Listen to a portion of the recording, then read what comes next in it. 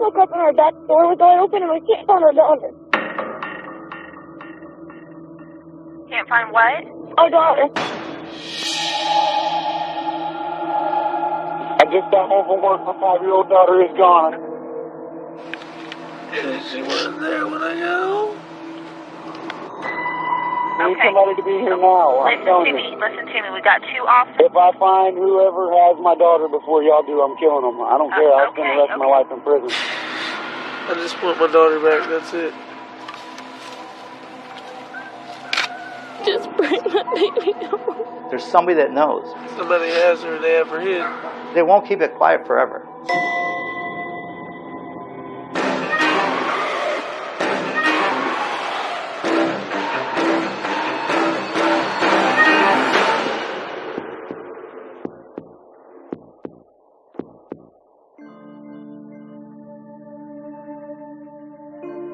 Satsuma, Florida, a rural, quaint community, population 5,800, nestled just 50 miles south of Jacksonville, filled with manicured lawns, home to many retirees, and sits along the St. Johns River. On February 9, 2009, 5-year-old Haley Cummings had gone to elementary school like any other day, but her family wasn't prepared for what would happen that night.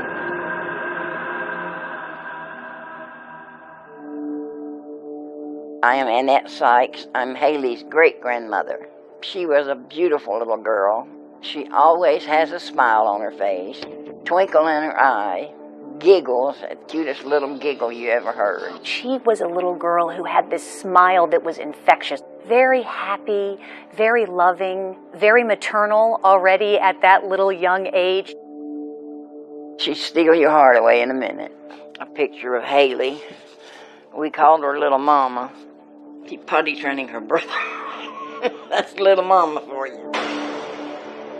She was always at her dad's side whenever he was around, holding on to him. Every step Daddy took, she took. She was glued to him. Ronald Cummings was in a situation where he has custody at 25 years old. He's a single dad, basically, of his 2 children. He was a doting, loving father, adored Haley. They'd brush their teeth together. They spent a ton of time together. Her father, who typically works the midnight shift, picked her up at the end of the day when her school bus dropped her off in the neighborhood. He said he gave her a hug and a kiss when he went off to work at about 8 o'clock that evening. That night, Haley was being cared for by her father's 17-year-old girlfriend, Misty Crosland. Haley and her little brother, Ron Jr., were home with this babysitter, and from what family has told us, she was fantastic with the kids whenever they were around. It was really a normal night. Her great-grandmother actually came by to see them. Haley and Junior were eating supper. And they put their plates down and jumped down and ran out to the car hollering, "Granny, Granny, Granny." I hugged them goodbye and gave her a kiss. And told her I would see her tomorrow.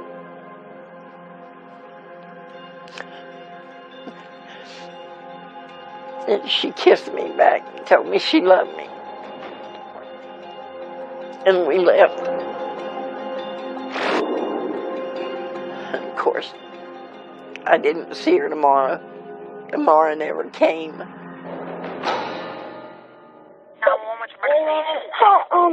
I just woke up and our back door was wide open and we can't find our daughter. Can't find what? Our daughter. Misty Crosland has said that she woke up at about 3 o'clock in the morning and says that's when she realized that Haley was gone from bed.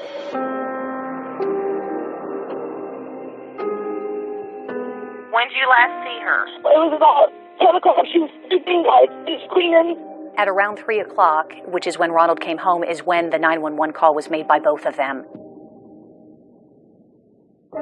You said your back door was wide open? Yeah, it was a brick. Like, there's a brick on the floor. Like, when I went to sleep, the door was not like that. What is the brick? It's on the back, on the stair. Like, we have, like, a walkway. And there was a brick laying there? Yes, it's still there. Was your back door locked, do you know? Yes, but that's what always stayed locked. And I need somebody to get here now.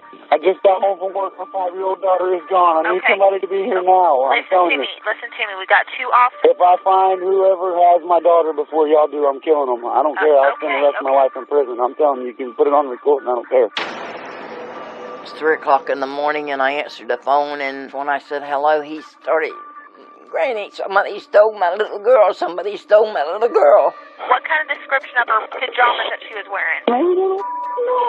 Of course, he was hysterical. I mean, he was just out of his mind. He went in the house, and he was looking everywhere, turning the furniture upside down, trying to find her. And she wasn't in there. Misty Crosland's first 911 call is made at 3:27 a.m. 13 minutes later, at 3:40 a.m., detectives arrive at the scene. We're investigating a disappearance of a 5-year-old female by the name of Haley Ann Marie Cummings. The rear door of the residence was found to be open.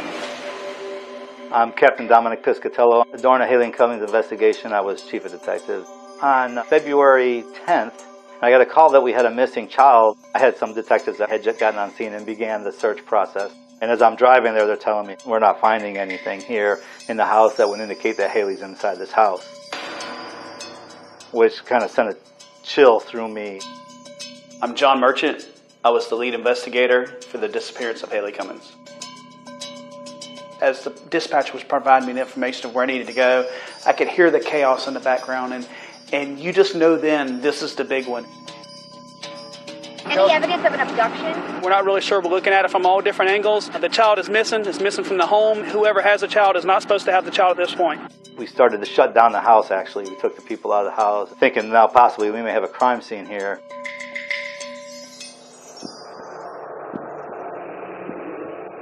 My name is Robert Mathis. At the time this all occurred, I was the head of the Homicide Investigation Unit for the State Attorney's Office. We would not have been called in if they hadn't believed that there was a substantial chance that this was a homicide. The girlfriend who was with Haley at her disappearance and the father are cooperating with law enforcement 100% at this point. Came home this morning to find out that I didn't have a child, that somebody stole my child. It's not like a bicycle or a car. Somebody stole my child from me. Ronald, you don't think she could have just wandered off? No, She would not no leave way. the house. My daughter's She's afraid of the the dark. There is no way she left that house by herself. Somebody stole my child. There was probably a span of about 7 to 8 hours from the time that Misty said that she put Haley to bed, or Haley went to sleep, until Ronald got home from work. Within hours, we had 200 people on the ground here. We had choppers in the air. We had 3 dive teams in the water. We had investigators doing neighborhood canvass for that whole area. My daughter is still gone somewhere. It's not time to give up. It was incredible to see the force that came to this small rural community to find this little girl. We're going to pray for Haley right now.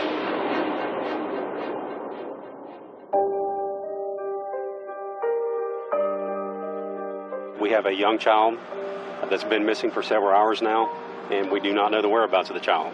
So that is of a great concern for us. Neighbors were on edge. Haley's family even camped out in tents overnight during the search. This little girl, it's cold out here tonight, is out there somewhere with someone or even possibly alone.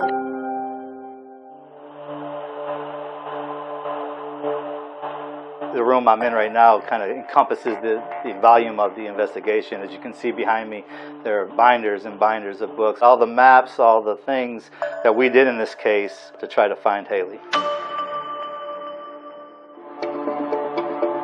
This is the home of Haley Cummings. When our deputies got here, the first thing we noticed was Ron's car was parked right here.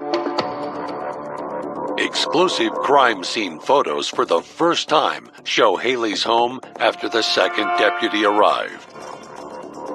As we come around the side, this was an interesting part. This is a bit where we believe that they say Haley came out of the residence. There used to be a big long ramp that came off of the house that came down to the ground here. When we got here, we found that screen door was propped open with a brick, a cement block Although it's probably not the screen door that was here initially, we took those doors to process. This is what Haley would have seen late at night when it's pitch dark. So I'm sure that a young girl wouldn't want to travel off into the bushes.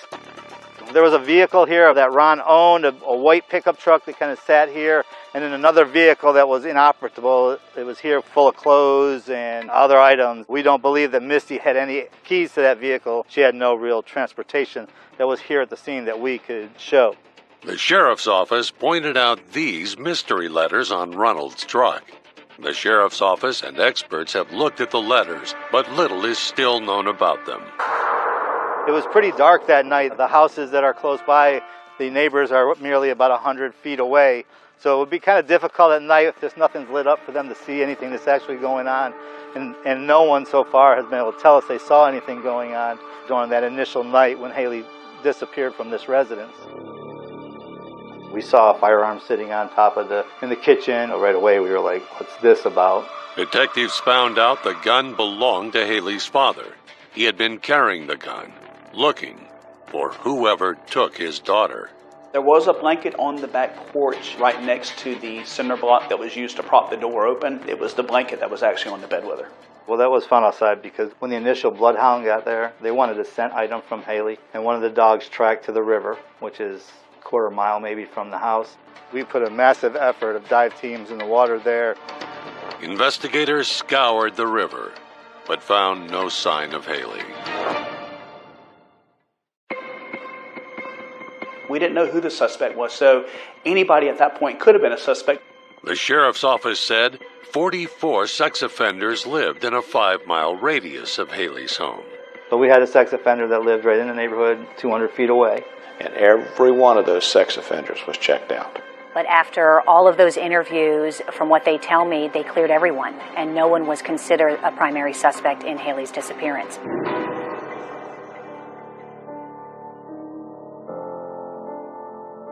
Haley, I love you. Your daddy loves you. We all love you. Please, just take her home. Investigators also wanted to know about Haley's biological mom, and if her relationship with Ronald Cummings played a role in Haley's disappearance. When was the last time you actually saw your daughter? 2 weeks ago. Haley's mom had been over 60 miles away in Glen St. Mary, Florida, the night Haley disappeared. Do you know where the cinder block came from that was propping the door open? Don't have a clue. I don't mess with none of that, so I don't know. We clearly were able to find the brick, where the brick came from that actually propped open this door. It was back here by this water tank. So this block we were able to tell because of the impression of the dirt in the ground here where it was buried, as well as the dirt impression on the block matched. We actually had that concrete block analyzed. We tried to get touch DNA off the block to see if perhaps somebody had been there that we didn't know. We actually got a very small amount of DNA hit on the block, which was not enough DNA to actually identify the person's DNA. At this point, we do not have any signs of any forced entry into the residence. The only indicator that there was something wasn't right was the back door being propped open. Does the door look like it was pried open? Does it look like someone tried to enter into your house? No, it doesn't. There's no evidence that we pried open the door. The lock isn't jimmied. The doors aren't jimmied. Misty said the door was locked. That was kind of strange because when we get there, everything's unlocked. And Misty said she didn't unlock it. It always stayed closed and Haley couldn't open it.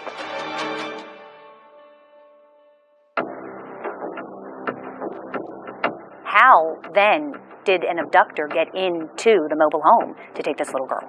Detectives also found something else disturbing. We do have one spot of blood of Haley's, and it's a smear, and it's on her bed. We don't know if that happened that night. She's a 5-year-old girl. They get scraped knees. Detectives took the drains from the bathroom sink and shower of the home and presumptively tested for blood. They found a small amount of blood, but they could not make a DNA match. There was no smell of any cleaner, so the indication that blood or any type of evidence would have been removed, there was nothing to indicate that. Hours after Haley vanished, Misty Crosland and Ronald Cummings were interviewed separately at the sheriff's office. Never before seen video now shows Misty and Ronald together after those interviews. I'm gonna let Ronald come here because you seem like you're pretty upset. Yeah, wake up. I would never let nothing happen there. If I knew something, I could let someone just take her. You think I'd let someone take your daughter and hurt her or something? Because I would never do that.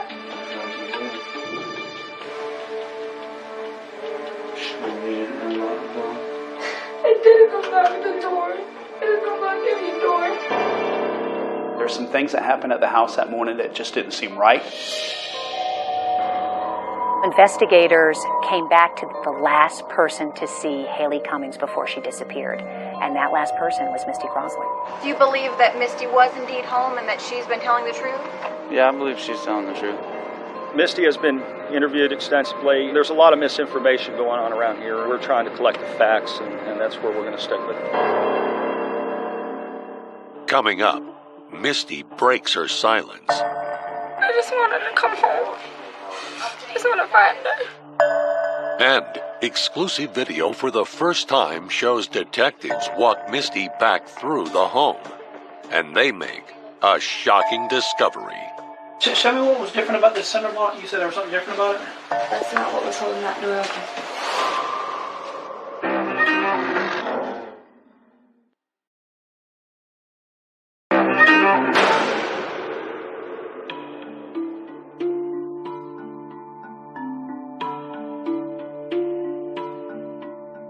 Just wish they would have took me instead of her. What do they want with a little 5-year-old? She's a good kid. There's no sense in someone doing this stuff to her. 5-year-old Florida girl Haley Cummings and her little brother are tucked into bed. But hours later, Haley mysteriously vanishes. Haley's father was at work, while his teen girlfriend Misty Crosland was home, babysitting the children. There's no longer any reason to believe that the child simply wandered outside, so we are treating this absolutely like an abduction. All the world's a suspect right now. I put her to bed about, 8 o'clock, because that's her bedtime. And I went come in there and put her blanket on her, and then I lay down. I got up because I had to use the bathroom, but I didn't make it to the bathroom. I seen the kitchen light on, and I walked in the kitchen, and the back door is wide open. I didn't notice about Haley then until I seen the back door open, and then I go in the room, and she's gone. As investigators dig deeper, they were becoming suspicious of Misty's story. From an outside person looking at it, things may seem odd. From an investigator, things may have seemed staged. We knew Ronald was at work. Misty was the person who was there the entire time. Whatever happened to this child happened. Misty had many stories that she wanted to tell us. Throughout the investigation, she was somewhat rehearsed in the very beginning of what she wanted to tell me. The first story she told, they're all in the bedroom, and somebody comes in the middle of the night and takes this child away, and nobody wakes up. None of it matched up. I didn't hear anything at all. Nothing. If I heard something, I would have got up and I wouldn't have let them take her. The idea that somebody's going to come in that room and take a 5-year-old girl without somebody waking up was just beyond the pale of reality. We were told that Haley was a very active and very verbal 5-year-old. That made us concerned about the story that we were getting from the get-go. You would think that there would be some type of indicators that she didn't go easily, and there was none of that. It leads us to the fact that there's probably a great probability there wasn't a stranger. Very shortly after that 911 call was made, a deputy interviewed Misty Crosland. She said that the reason that she got up was because she wanted to get a drink of water. But when she's interviewed by the TV reporter, her story changes. 3 o'clock in the morning, I got up because I had to use the bathroom, but I didn't make it to the bathroom. I seen the kitchen light on. She told us that the reason that she got up was to go to the bathroom. It seemed suspicious to investigators. Facts are facts in their mind, and they couldn't understand why there would be a deviation from those facts. A lot of details inside the house that made us say, hey, let's look at Misty. One of the key inconsistencies was the fact that we located the identical shirt that Misty says that she was wearing when she went missing was actually found inside the dirty clothes hamper. She reported to us Haley was in this specific Hannah Montana shirt, pink shirt. We did a video walkthrough of the scene with Misty. We actually show Misty the shirt. Exclusive video you will only see here shows that moment. This is the outfit she was wearing. This is the shirt she had on. She didn't have a shirt. This is the shirt she had on right here. This is it. That's her Hannah Montana shirt that she had on when she was in bed. But this is the shirt she had on. And she didn't have a shirt on. And she didn't have a shirt on. She didn't have a shirt on. And this is the shirt she had on when she went to bed. Locating the shirt in the laundry room that she supposedly had on at the time she went missing was a big deal to us. And you got to understand, this was very, very early in the investigation. When you put her to bed at 8 o'clock, she had that shirt on. She had the shirt on. When you put the blanket over her, she had that shirt on. She had the shirt on. This is the shirt she had on right here. She had the shirt on when she went to bed. How do you think that shirt got in that clothes on? I don't know. When these indicators start popping up, that's when everything starts going from the outside. It starts focusing right back on Misty again. One of the things she told us is she washed Haley's blanket because it had pee on it. There's clothes piled on the floor. Doesn't look like there's hardly any soap that she could use. That didn't seem to make sense. Were there clothes on the floor? Yes. And there's these clothes that are on the floor. And now, are those clean or what? These are dirty. They were pushed in a pile, not like they were. Okay. Anyway. So there was a pile of dirty clothes on the floor. Yeah. You had done laundry that night. I done blankets. She claims the door is standing wide open. I seen the back door open. Well, the door couldn't be standing wide open because the clothes were all piled in front of the door. So it didn't seem to make a lot of investigative sense at that point. Up next, there was something else discovered in the home that was troubling investigators.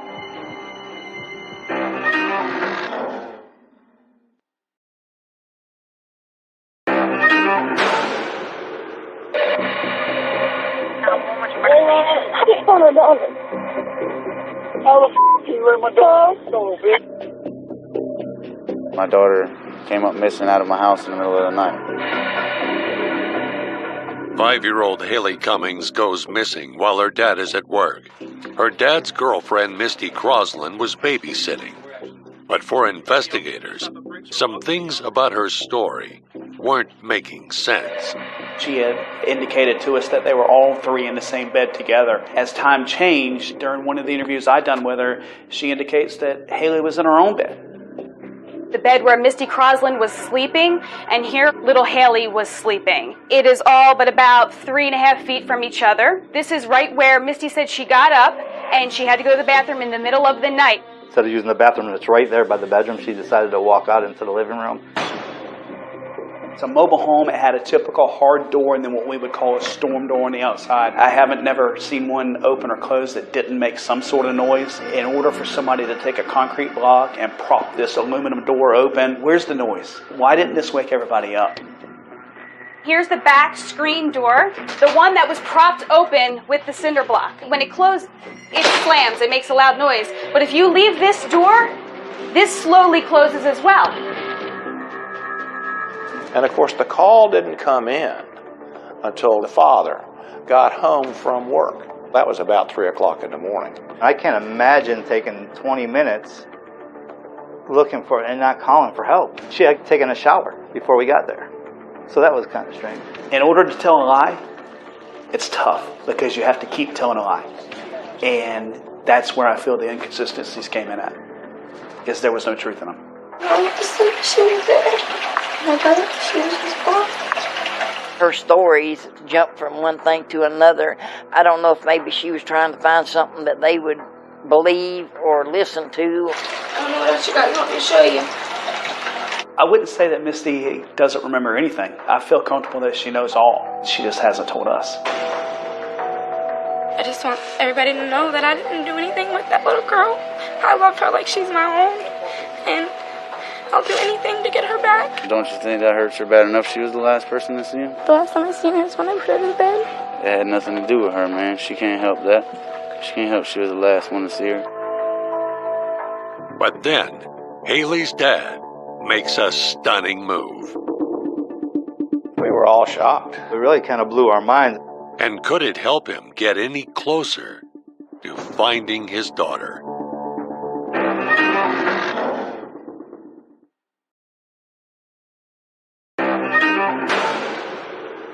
I put her to bed, and about 8 o'clock, and I woke up, and she was gone, and the back door was wide open. What the hell? Why is the back door open? You know why? And it was that back. I'm freaking out because the back door is open already. So I walk into the room, come to get my cell phone, run back and see Haley is gone. 5-year-old Haley Cummings suddenly vanishes from home overnight. She was gone. Her dad's girlfriend, Misty Crosland, was babysitting Haley and her little brother. She was nowhere.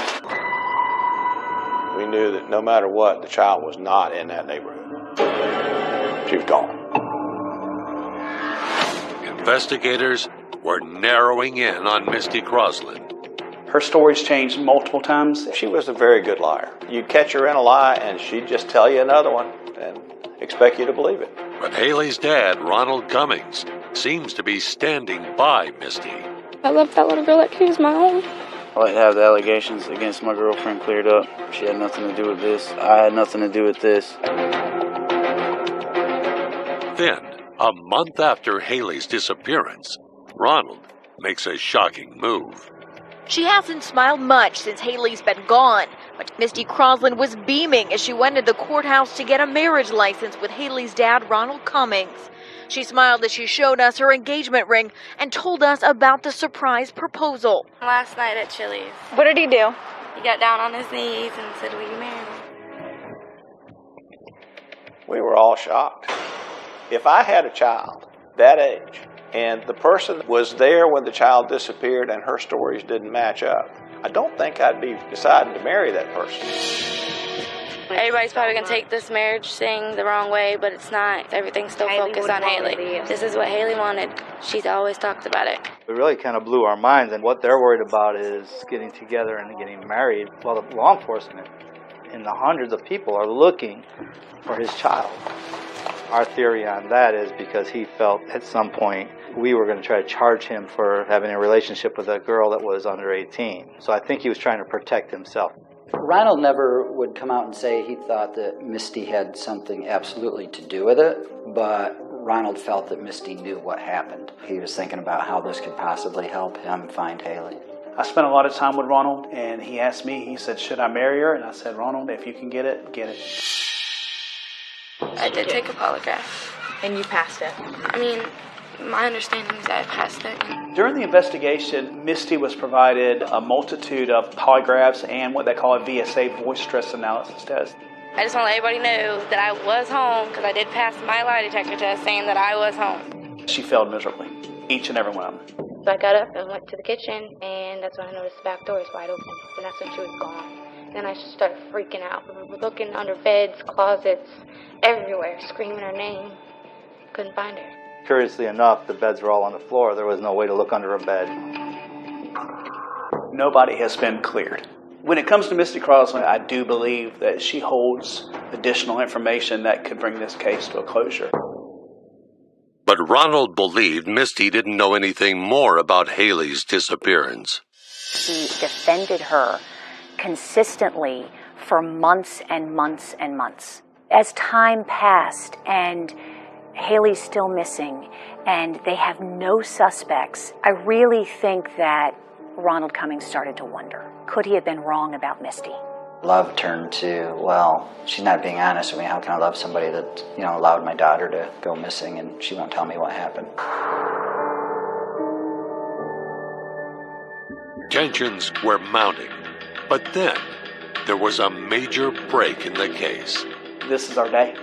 Somebody's fixing to give it up. Tonight's the night. Investigators make an arrest. What secrets will they uncover?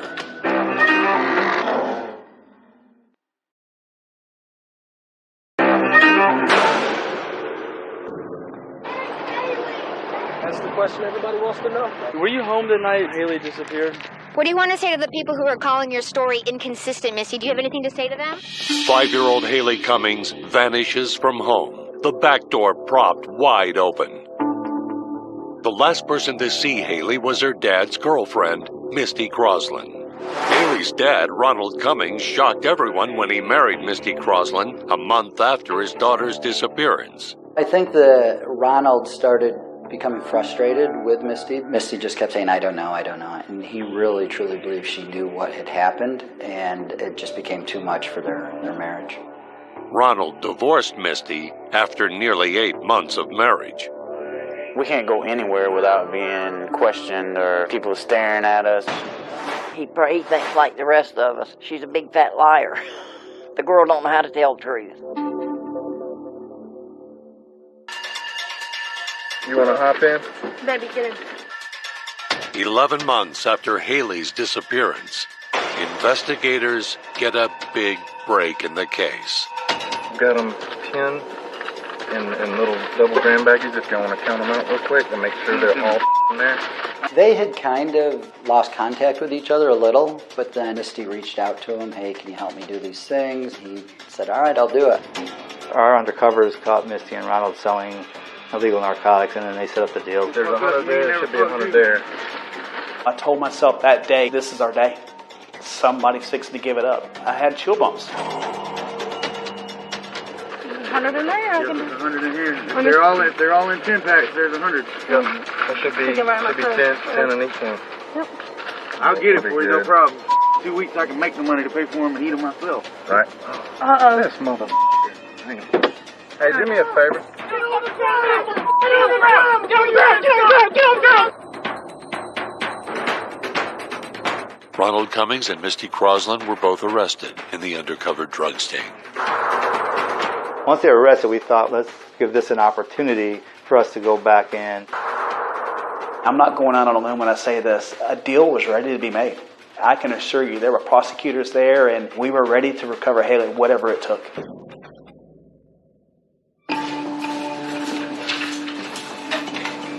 Ms. Cummings, you've been charged with 4 counts of trafficking in hydrocodone out of Putnam County. A total of 5 counts of trafficking hydrocodone. We had a drug charge that carried a 25-year minimum mandatory. We thought maybe we would have enough that we could put pressure on her to tell us what really happened. It just didn't happen. If you'll tell us what's going on, we'll work with you. Yeah, no.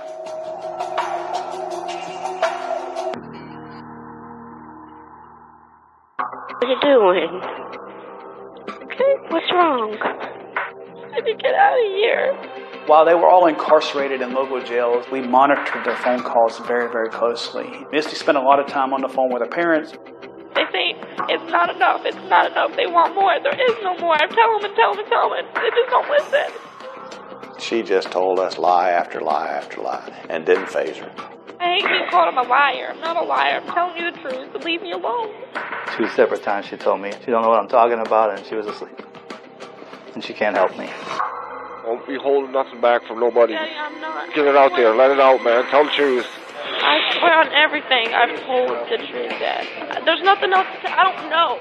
That's one phone call that stands out to me. But if you don't want to hurt nobody, just tell us the truth. Let's get to the bottom of it. Just weeks after Misty's arrest, there's a major development. We met with the family of this missing child. We do have a search going on at this time. I'm not hiding anything, so. I know. Why would you sit there if you knew something? I cry all the time about Haley, pray all the time about Haley. 5-year-old Haley Cummings mysteriously vanishes as her dad's girlfriend, Misty Crosland, was watching over her. I'm scared. I don't want to sit up or nothing. Then, months later, in a strange twist, Misty and Haley's dad are arrested in an undercover drug bust. Uh-oh. This motherfucker. Hey, do me a favor. Get on the ground! Get on the ground! Get on the ground! Get on the ground! Get on the ground! Why I'm in jail has nothing to do with Haley. I didn't have anything to do with Haley, and if I knew who did, I would tell him. 3 months after Misty's arrest on drug charges, investigators get a big tip. Breaking news tonight in the search for Haley Cummings. This is brand new video just into our newsroom from Sky 4 of the area where investigators spent the day searching for new clues in the case.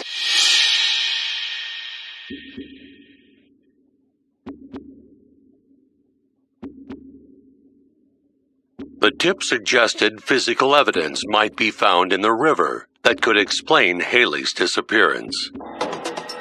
The search was 5 miles from Haley's home and was the same river the canine indicated picking up her scent. Was Misty Crosland starting to crack behind bars? She gave a confession of having some knowledge of what happened and indicated that she watched her brother and her cousin remove Haley from the home. She indicated she was put in the water and waded down to the bottom. We took Misty down to Shell Harbor when we were doing the diving, hoping that that might break her. We wanted to maximize that effort to let Misty see, hey, maybe you being out here will allow you the opportunity to say, this is what happened. We were looking for a shock and awe. She knew that she sent us there for this search. I remember her, she had tears in her eyes as she cried. We truly believed at that time we were starting to get to a conclusion in the case. Over the past few weeks, information has been obtained by investigators that lead them to believe that Haley Cummings is most likely deceased. At this point, I'm comfortable to go ahead and say that I'm going to call it a homicide.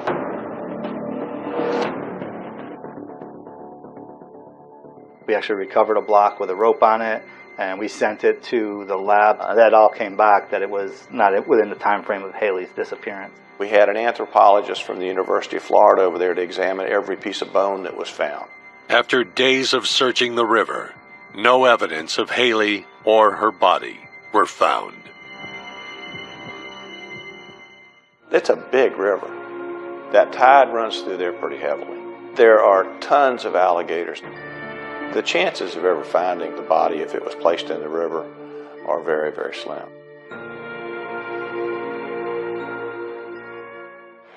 Misty's brother and cousin were never suspects, and the story Misty told was never confirmed.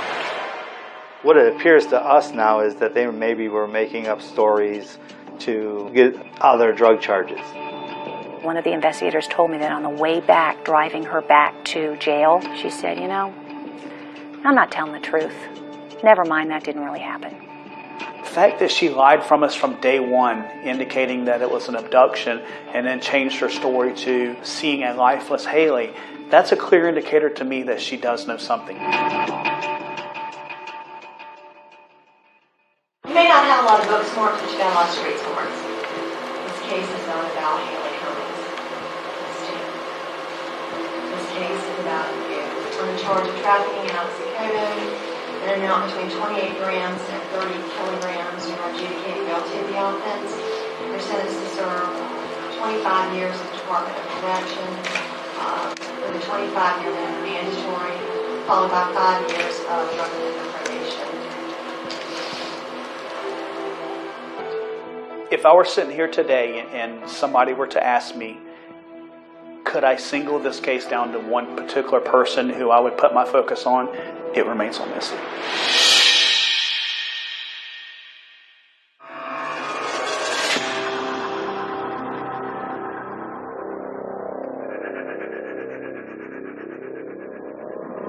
Misty, tell us the truth. It's just that. Tell us the truth.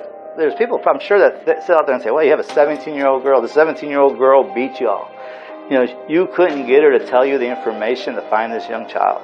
But Misty's mentality and things about Misty made her a victim that maybe would seal herself up.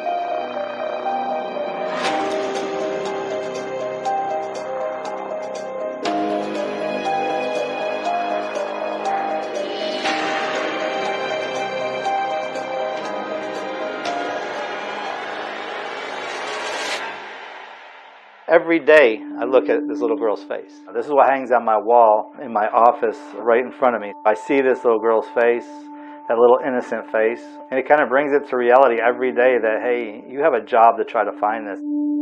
Even when things don't seem to be going the way we want them to go, this little girl is what motivates us to keep trying to go forward. Hear my prayer, hear my plea. Please bring Haley back to me. We know, Lord God, there is no other who can bring her home to me and brother. This is Haley's room. It has her name up on the wall. The things that are in it were given her. They'll be here when she comes home, waiting for her. Do not know where she is or what happened to her. There isn't a way to describe it except it's a living hell. Ronald Cummings was sentenced to 15 years behind bars on drug trafficking. He is expected to be released in December 2022.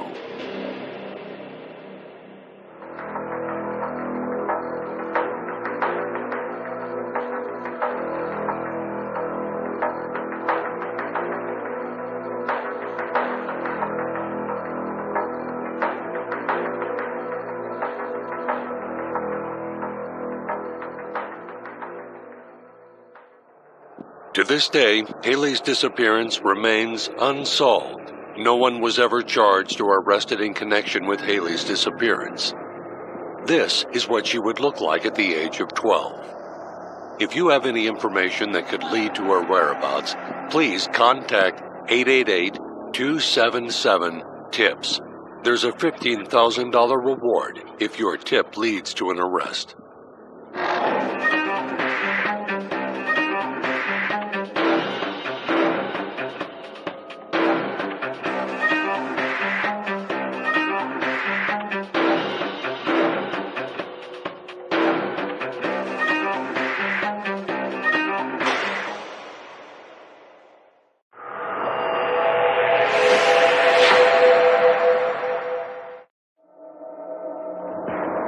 I'm actually camping.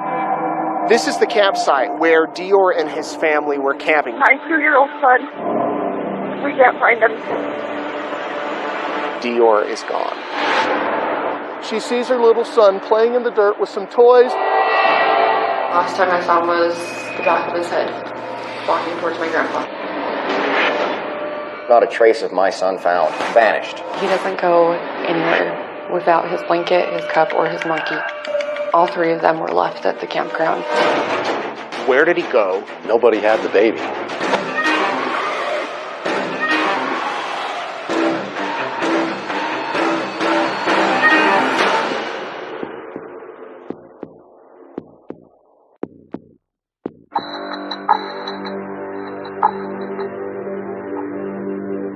Ladore, Idaho is a very remote area. There's no big buildings around. There's not a lot of services, no restaurants, no McDonald's, nothing like that. When you pull into Ladore, it doesn't take long for you to pull through. I mean, it's small. Population? Just 105. A lot of people visit Ladore to camp, to fish, to spend time outdoors. It's a beautiful, rugged area. It's often said, don't blink or you'll miss it. It's a small little town, a very close-knit little town. And it's where 2-year-old Dior Coons' family decided they would go camping. They decided on a whim, let's go camping for the weekend. Baby Dior was a typical toddler. Loved to play with his cars, loved to be with his family. There's pictures of him fishing with his parents and spending time with them. A typical, adorable little blonde-haired boy. A boy his parents nicknamed Little Man. Jessica Mitchell is Dior's mother. Vernal Coons is Dior's father. He had been with Jessica for several years, high school sweethearts. He was a truck driver. Robert Walton is Jessica's grandfather. He grew up in Idaho. He served in the military. He was not in perfect health when they went camping. In fact, he was on oxygen. With Grandpa Bob's health deteriorating, this camping trip may be his last, which is why he has chosen the Timber Creek Campground, an approximately 30-minute drive from the small town of Ladore. Timber Creek Campground always held a special place in his heart, and that's why they decided to go that day. The Timber Creek Campground is very remote. You kind of have to know about it if you're going to go camping there.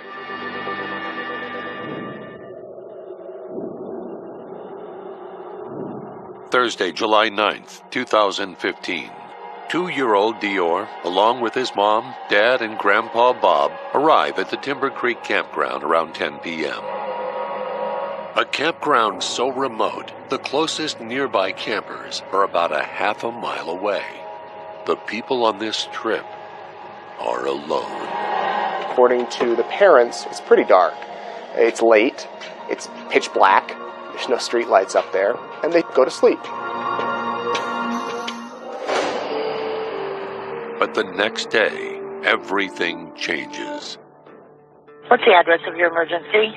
I'm actually camping in Leadworth, just outside of Leadworth. Uh-huh. My 2-year-old son, we can't find him. Steve Penner is the sheriff of Lemhi County, Idaho. At the time of the disappearance, I was chief deputy for Lemhi County. The call came in around 2:30.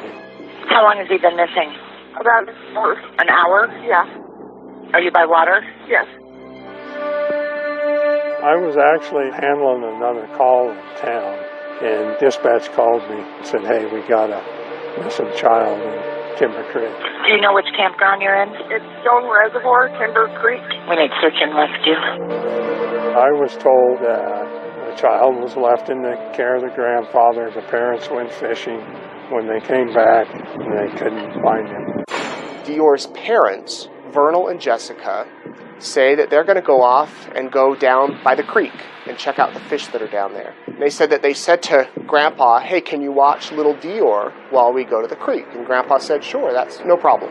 The parents go down to the creek, they spend some time at the creek. Vernal returned to the campsite thinking baby Dior was with the great-grandfather. The great-grandfather thought the baby Dior was with Vernal. They say to Grandpa, where's Dior? Grandpa says, we thought he was with you. Well, no, we left him with you. That's when they realized nobody had the baby. He was nowhere to be found.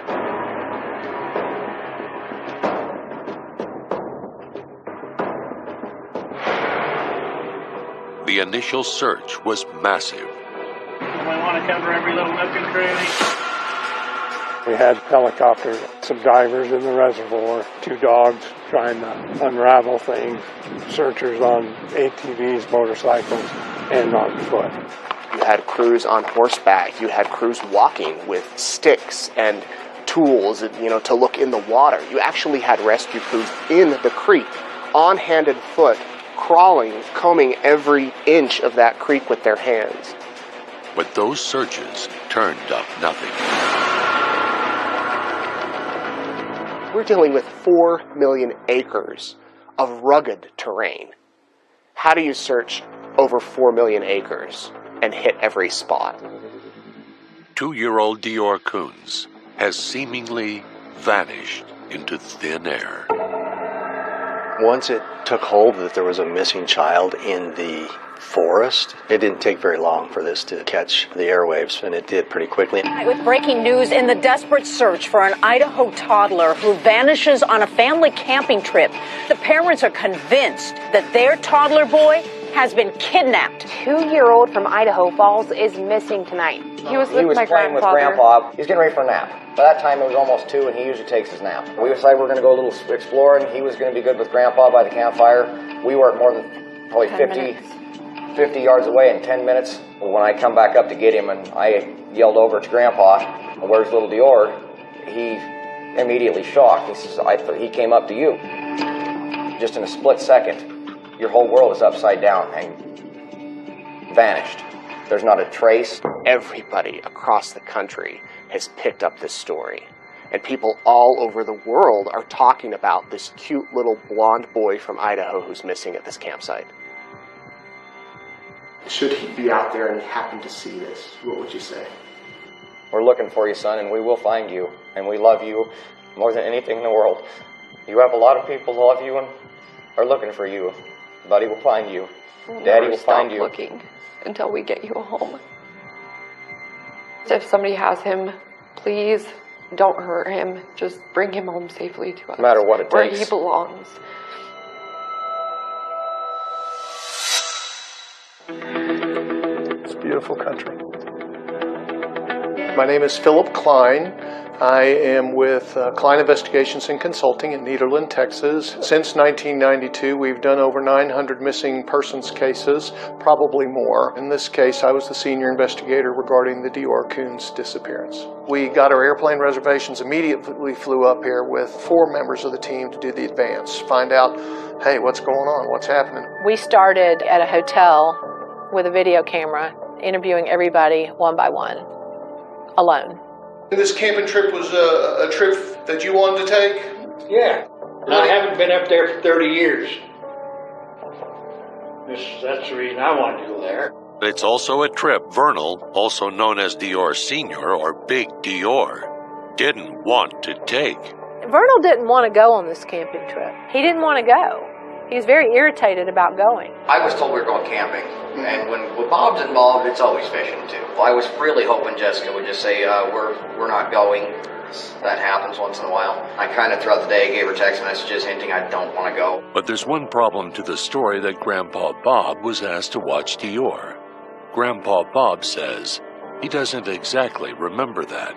Dior Sr., Jess, walk away from the camp. Right. And do they ask you to watch Little Dior? That's what I hear. Okay, that's what you hear? That's what I hear. Jessica said, I want to go do some fishing. Jessica looked at Bob. You got him? Yeah, I've got him. I'll watch him. We started walking off. I looked at the back of his head. I don't remember what I said to him. The last thing that I said to my son. And that kills me because it was my idea, like, oh, yeah, I want to go fishing. Like, as a mom, I don't get that. I gotta do something for me time. So when my grandpa said he would watch him, I was all for it. I was excited. Where was Little Dior as they're walking off? And from your vision point, where is Little Dior? It was off to my left, about 80, 90 feet, sitting right there. And he's gone? He's gone. How does someone poof into thin air? The story just didn't make sense. The whole thing doesn't jive. It just doesn't. Do you think your grandson could have been kidnapped? Possibility. I'm wondering if somebody was watching us and come down and got the kid. It turns out the Coons family and Grandpa Bob weren't the only people on that camping trip.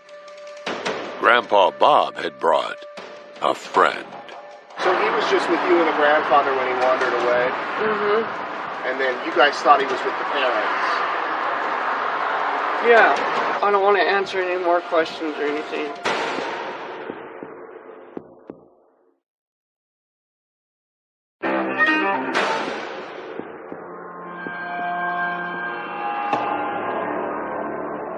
So it's July 9th, 2015. A little boy named Dior Coons goes camping with his mom and dad. Dad's name is Vernal, Mom's name is Jessica.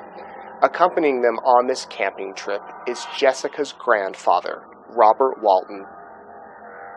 This is the Timber Creek campground, and this was the spot where the family came up and started camping. It's kind of the spot where it all began. The parents go down to the creek, they spend some time at the creek, they come back to the camping site, and Dior is gone. His parents say they don't know what happened. Other people on the camping trip say they don't know what happened. Now the search is on for this little boy. Do you believe it was an abduction? You know, personally, I think an abduction is one of the least likely events. Primarily, the information we have is Grandpa's watching the child. He tells me he looks away momentarily. When he looks back, he's gone. And I can't completely rule it out, but it's one of the least likely things that occurred. But if it wasn't an abduction, what could have happened to Dior Coons? There are a few different scenarios that could have happened on this camping site. One theory, an animal attack. The animals and the wildlife in this part of the country, it's not just chipmunks, it's not just groundhogs. There are cougars, there are wolves, there are grizzly bears. There are very large, very aggressive animals. There's bears, lions, wolves. They're major predators. Little Dior, he's a fawn. He's the size of what they're consuming that time of year. But there's no evidence Dior was taken by an animal. Wildlife's going to leave a trail. You're going to hear something, you're going to find blood evidence, you're going to find clothing evidence, you're going to find a body part, you're going to find bones. They're not going to eat the bones. In fact, there's no evidence of little Dior at all. You've got so many resources up there and not one shred of evidence. It turns out Dior's parents and the little boy's great-grandfather weren't the only people on this trip.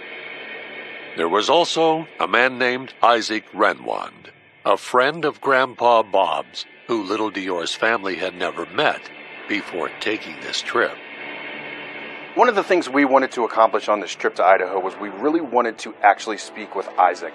Our photographer and I drove up to the house. We approached the front door, and as we knocked on the door, there was about a 30-40 second pause, and there was nobody clearly coming to the door. We were about to knock again or kind of turn away and just assume nobody was home. Isaac popped his head up out of the window. I didn't anticipate that. We asked him if he would like to have a conversation on camera. He said to us that he really wasn't interested at the time. But he did talk to the East Idaho News. Hi, how you doing? I'm doing okay. I just want to see if you have anything to say about Dior missing. I don't. No? No problem. Can you tell us what happened up there? I don't know. He just disappeared. So he was just with you and the grandfather when he wandered away? Mm-hmm. And then you guys thought he was with the parents? Yeah. And the parents came back and he was gone? Mm-hmm. Like I said, I don't want to answer any more questions or anything. Here's a stranger who's with this family on a camping trip. These parents that had never really dealt with him, they don't really know who he is. I didn't know the guy up until the day before my son went missing. It's the first night I met the guy. My grandpa said, my friend Isaac's going to go. Bob said, his exact words are, we got to go over and pick up a friend of mine. And I said, well, who is it? And he says, buddy of mine. And his exact words, and I quote, were, he's a good guy, he's a little weird, but he's an all right guy. Why did you invite Isaac up to this particular camping trip? Oh, I don't really know why. He just goes along sometimes, that's the way. They arrived up at the campgrounds late in the evening. They set camp up, lit a fire. Tell me Isaac's demeanor that night when y'all sitting around the campfire. I just remember him playing with like this machete knife thing. He kept grabbing it and there was this log that was cut and he kept just like throwing it down so it would get stuck in the wood and then pulling it out and then throwing it back down and then pulling it out. They talked in the statements about Isaac being irritated with the baby. Why would you bring a baby camping? Isaac, he was giving a shit that night about having him there. He was giving you shit about having who there? My son. He was giving you shit about having Dior there? Yeah, he made like a disgusted noise. He didn't want to hear my son cry. He made the comment of, I don't know why you would want to bring a child up here. I remember looking at him and kind of giving him a look like I've had enough. Shut your mouth. I noticed his tone in his voice being kind of like he didn't want to be around kids. And eventually everyone went to bed. Jessica and Vernal and the baby slept in the back of the Suburban that was Bob's. There was a mattress back there. They woke up the next morning and there was a knock on their window. I heard wakey, wakey, eggs and bakey, and it was Isaac waking us up. I was a little irritated, honestly. I was like, who is this guy just randomly like waking me up? I made breakfast, we all sat down and ate. At about 10 o'clock in the morning, Jessica told Vernal that she needed to go get feminine products because she had started her period. When I realized I was on my period, I went back to the campfire and I told Dior, we need to go to the store. I just started my period and I don't have anything and we have to go back to the store today, like now. This is when the timeline gets really hazy. And it's at this store that little Dior's mom says she notices someone. Somebody was saying that they seen this guy in Lador looking at the kid. I would look over and he would be staring at Little Man. No expression on his face. And attention is starting to focus on those at the campsite. In any case like this, I mean, you're going to have to look at the 4 people that were there. Do you trust Isaac?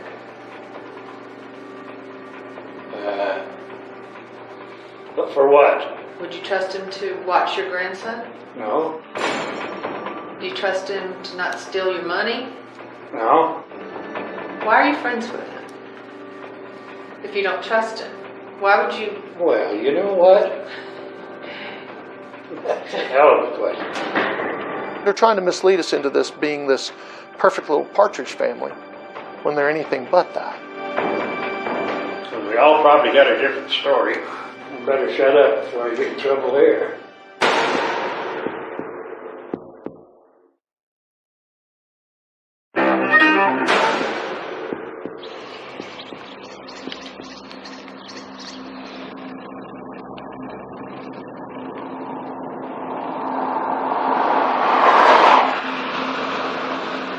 What's the address of your emergency?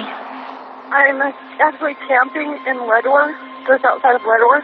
Uh-huh. My 2-year-old son, we can't find him. 2-year-old Dior Coons has just disappeared while camping with his family. How long has he been missing? About an hour. An hour? Yeah. Do you know which campground you're in? It's Stone Reservoir, Timber Creek. There were 4 individuals up on the top of the mountain, along with the baby Dior. On this camping trip were Dior's parents, Vernal Coons and Jessica Mitchell, along with Dior's great-grandfather, Bob Walton. Grandpa Bob had also brought a friend, Isaac Renwand. What do you remember what happened up there? I don't want to comment on that. Do you remember the last time you saw little Dior?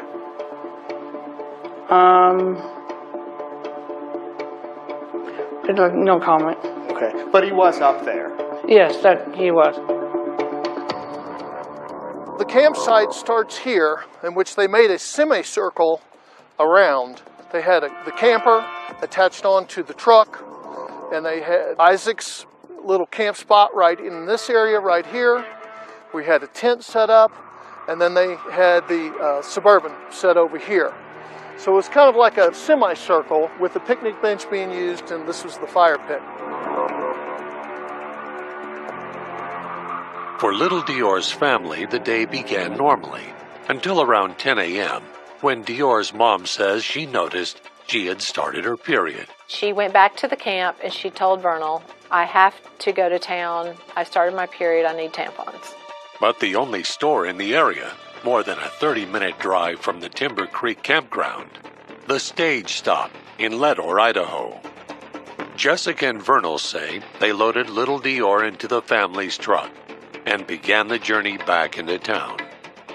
But at the Stage Stop, Jessica says she notices something. That's when Jessica goes into, oh, there was a guy sitting at the booth right there to the right staring at us. He gave me the creeps. Jessica said that there was a creepy-looking man looking at Dior. I noticed there was an older guy in the corner booth table in the front of the store. He was just sitting there drinking coffee, but I would look over and he would be staring at Little Man. No expression on his face. Every time I would look at him, he would look down and put his coffee cup up to his lips. They said after they got their candy and their food from the Stage Stop that they headed back up the mountain. Now, depending upon whose story you listen to, they're going to go this way to what they call the big tree. They start walking. They say, Bob, can you watch little Dior? According to who you talk to, Vernal or Jessica, Bob says, yeah, don't worry about it. Leave him here. I asked my grandpa if he could watch Little Man, while me and Dior walked up to go check out the creek to see if I could catch anything. My grandpa said, yeah, that's fine. They start walking this way, and little Dior, depend upon whose testimony you listen to, runs after them. We started walking off. Little Dior had noticed, and we made it 15, 20 feet. Jessica turned around, I turned around, and there he was, walking after us. And I looked at him, I said, are you coming with, or are you going to stay here with Grandpa Bob? He said, no, yeah, and turned around and walked back towards my grandpa. And they said the grandpa held up a Snicker bar and said he had candy. Bob says, I got candy, and a little miniature mini Snickers bar. My understanding is you offered him some candy, is that right? Could have done. They said Isaac took him to the creek and he said, I caught fish there, I caught fish there, I caught fish there. Eventually, little Dior's dad goes back to the campground, only to discover his son is missing. Dior's mom claims she heard Vernal yelling from the creek. I heard Dior yell, and I couldn't understand what he said.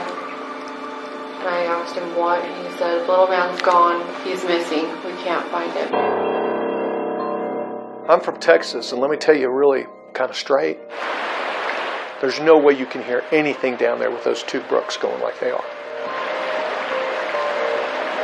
No way. No how. Do you remember Jessica asking you to watch him? No, I don't. That's what I heard her say that. But I don't remember that, but I was watching him anyway, you know. Why do you take a man who's got COPD on oxygen to a high level elevation where the oxygen air is thin anyway? The whole trip was odd to me. But So I don't know what happened. That's all there is to it. But he was gone. I will never forgive Bob for letting my son get out of sight. I will never forgive him. how do you feel about your grandpa? I feel like he's putting a lot of this on himself, and it's hurting his health pretty bad. I think he feels guilty about it. Do you feel any guilt at all? Do you feel any anger or upset over what happened? No. I'm upset about it. But you don't feel any guilt over it? No. He loved little man to death. He always talked about how good of a kid he was. What was your relationship with baby Dior? Were you close to him? Not really. Were you like affectionate with the baby? Or? No, I don't pick kids up and stuff like that. Okay. Give them the kisses like the women? No, sir. Do I think Jessica did anything? No, because she was there with me. If it's my grandpa, that's guilty. I don't care. Like, I just want my son back. He's 2. I would give up my life just to bring him back, to know that he is safe. You're the mother of Dior. You deserve to know that when Philip sat here and got in his face and asked him some pretty tough questions, he peed on the chair. But yet he doesn't know anything. Do you want to know why he peed? Because he knows I know. He knows I know. Where's your restroom? I gotta take a leak. Okay, very good. Let's take a break. Caroline, why don't you show him real quick? He got up, we were going to take a break, and his chair was wet. Grandpa had no reason to kill that child. Jessica had no reason to kill that child. Did you have anything to do with the disappearance of your son? Vernal had no reason to kill that child. Did you have anything to do with this? Hell no. That little boy is everything to me. But the private investigator hired by Dior's family and the police are about to come to a stunning conclusion.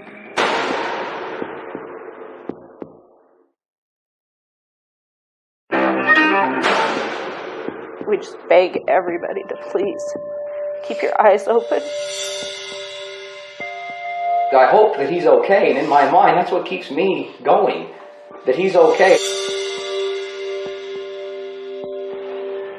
This is Ladore, Idaho. It is a very, very rural and small town. They are a camping area. There are people that come in, and camping's real big in Idaho. And that's important to this community because that's where people make their money, off of camping supplies, diesel, kerosene, things that you use up in the mountains up here. It's where 2-year-old Dior Coons' family decided to go camping. But the very next day, Dior is gone.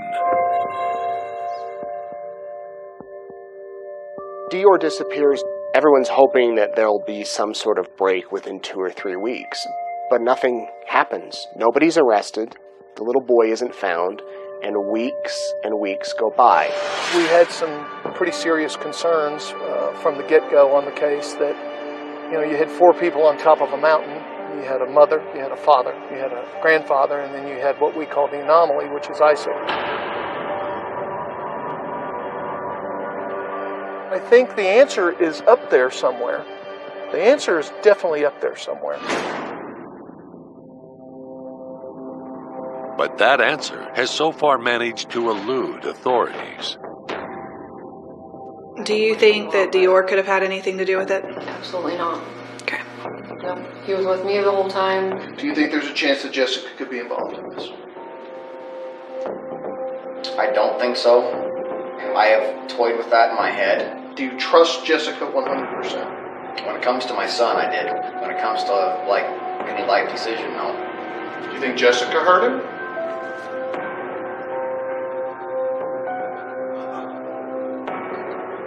I don't think Jessica hurt him. Do you think his daddy hurt him? I don't think so. One of the few leads in the case, a mysterious man at the only store in town. They had actually gone down to the little store in town that morning, and Jessica said that there was a creepy-looking man looking at Dior. All the investigators, including Lemhi County, we all go find this guy. He's like, I don't know what y'all are talking about. Yeah, I go in there every day for coffee. I sit there for a little bit, and then I go home. We actually had him do a sketch artist, and one of the deputies was pretty sure, I think I know this guy, but eventually we figured out who he was, and that was kind of the end of that. You cannot see, including that tree that's down. Although the private investigator on the case, Philip Klein, believes he has at least some idea of what happened. Number 1, there was not an animal that took the child. Number 2, there was no forced abduction. So that leaves us with one last possible theory, that the child could have died up on the mountain either accidentally or possibly with intent. We do not believe Dior Coons is alive. This is a small town. We're dealing with a missing child who may have been killed, who something nefarious may have happened. Things like this don't happen here. Shortly after Klein releases his findings, the sheriff at the time, Lynn Bowerman, makes a stunning move, naming Dior Coons' parents suspects. The parents of missing toddler Dior Coons Jr. are now suspects in his disappearance. The Lemhi County Sheriff says they are at the top of his list. Basically, I was saying they were the top persons of interest, but, actually, yeah, I believe they're suspects.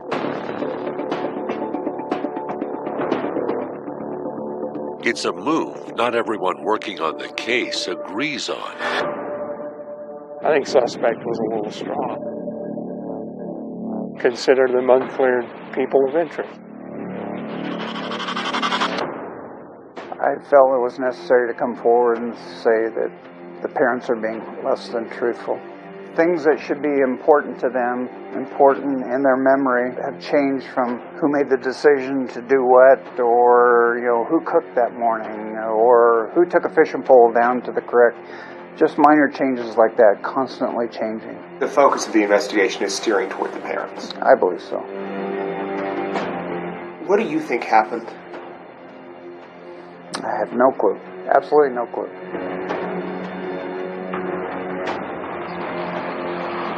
But by summer 2016, nearly 1 year after Dior Coons disappeared, Sheriff Bowerman seems to have an idea. And his suspicions are starting to sound a lot like Philip Klein's. I'm moving more and more towards it being a homicide, strictly because we've ruled out the abduction, we've ruled out wild animals. The fact that we have no credible witness at this time that can clearly state he was at the scene, not only am I not believing he was ever there, but I'm believing we have a homicide. The questions arose, was baby Dior even at the campsite?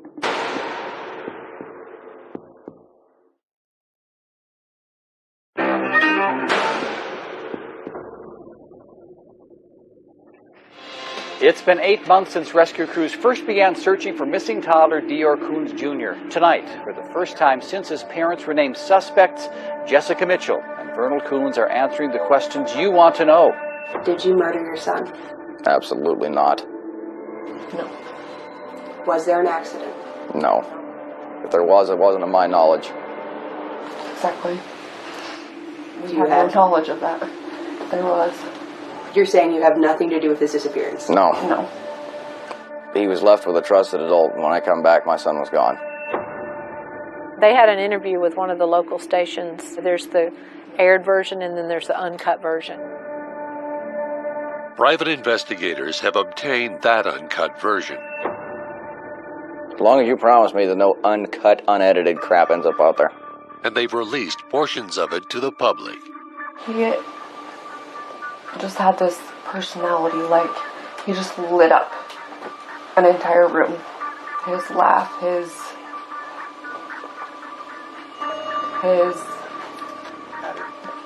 just the way that he did Hold on everything. SD card, can I have your 620? I just don't say had. Yeah, let's pause. You can't do that. He's coaching her. I don't know why he would be coaching her. And typically speaking, when you refer to a child in past tense, that parent, it's a subconscious thing. They know in their mind the child's not coming back.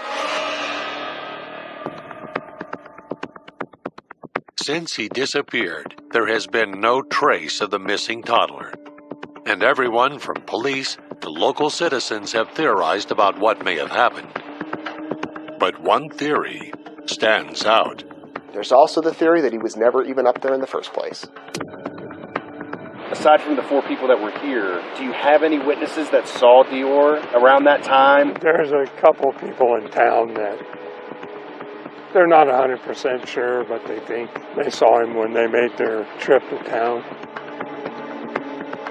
The only witnesses who can definitely say Dior was on the trip are his parents, his great-grandfather, and Isaac.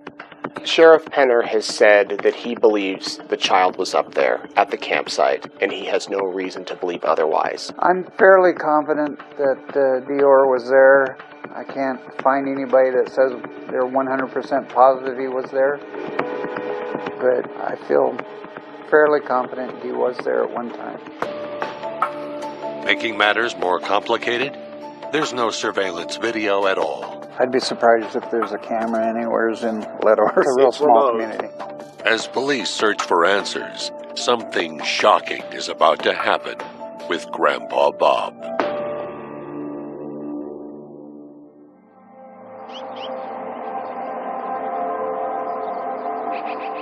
It's been over 4 years now since Dior disappeared. There have been no arrests. The body has not been found.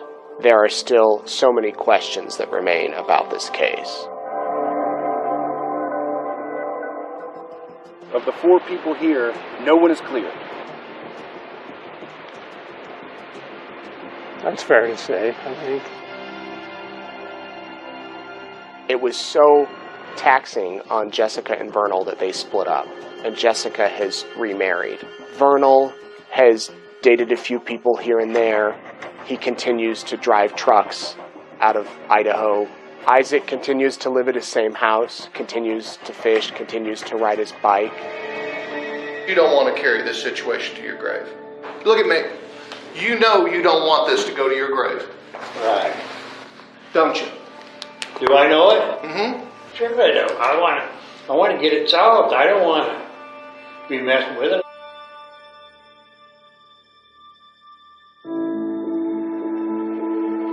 Nearly 4 years after Dior disappeared, Grandpa Bob passes away.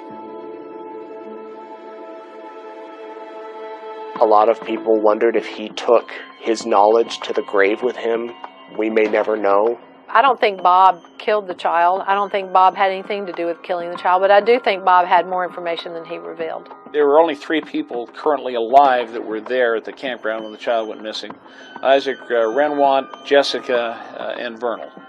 The only way that they can clear them is by finding the child. Although both the private eye and the sheriff at the time believes Isaac has been the most truthful person there that day. In our opinion, Isaac, the third person up here, is the only person that has kept his story straight, the only person that tells the same story, and the only person that'll sit there and look you in the eyes and go, I don't know.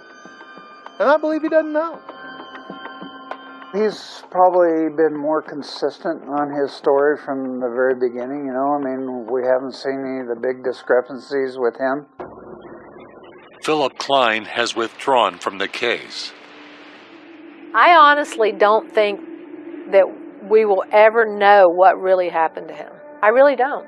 We love to sit around and talk about how rough and tough we are as investigators. This is a case that haunts me. My team's been ridiculed. My team has been beat down. We did a damn good job on this case. I don't know what direction this case can go now without a body. I hope that whoever comes into this case from this point further can solve this case for the town of Lodore, for extended family members of the Kuntz family and Jessica's family. It's such a beautiful place, and now it's such a haunted place to me. July 10th, it'll just be a day that's just haunting the rest of our life.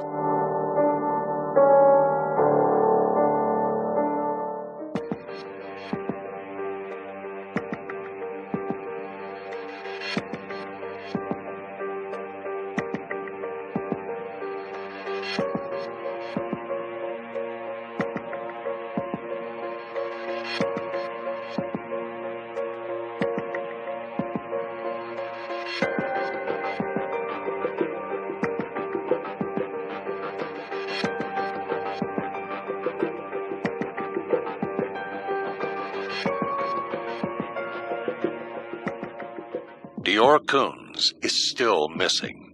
If you have any information, please call 1-800-843-5678 or 208-756-8980.